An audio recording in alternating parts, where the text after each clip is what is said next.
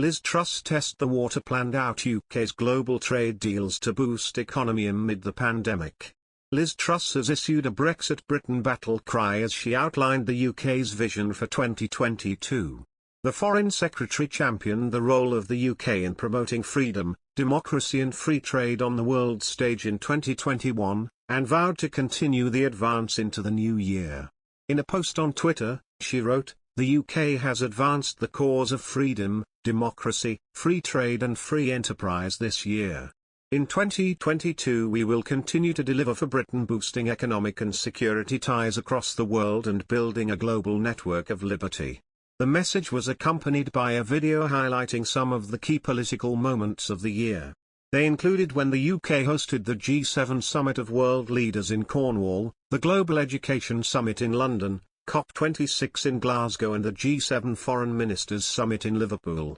Brexit Britain finally began life outside of the European Union on January 1, and the video montage also referred to a number of key trade deals which have been signed by the UK.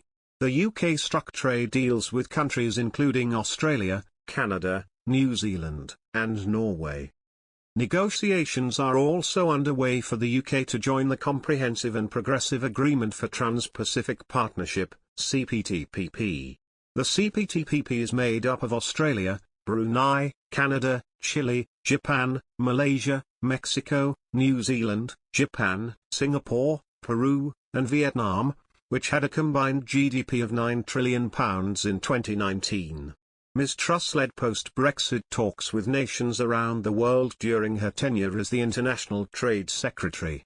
The 46-year-old was rewarded for her remarkable work and promoted to one of the great offices of state, and is now also leading talks with the EU following the departure of Lord David Frost as Brexit Minister.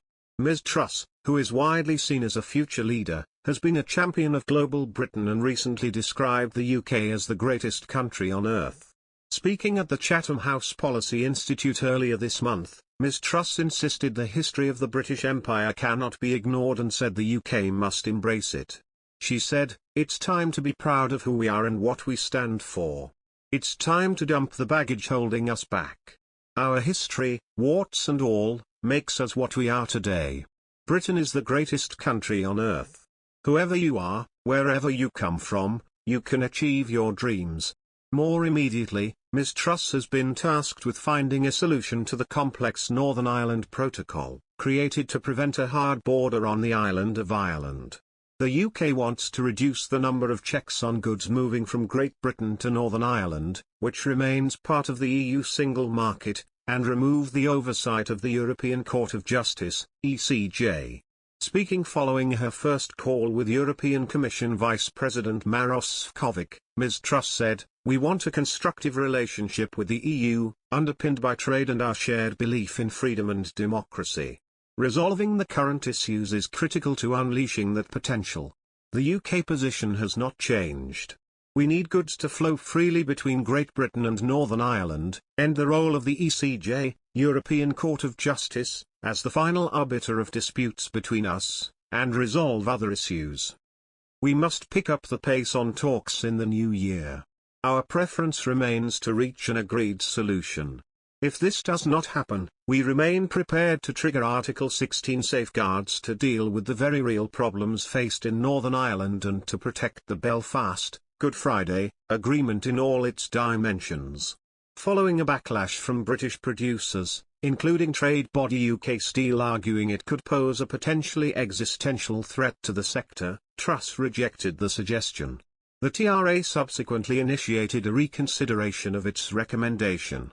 "It's not a particularly heartwarming precedent in terms of how the government treats independent bodies," says Tax Bartels.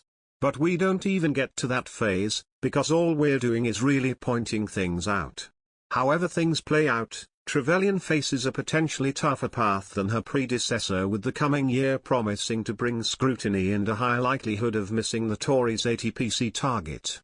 As UK Trade Policy Project's Hennig says, "If the real negotiations with the US started, I think you'd find that trade would not be quite such a high-performing ministerial post.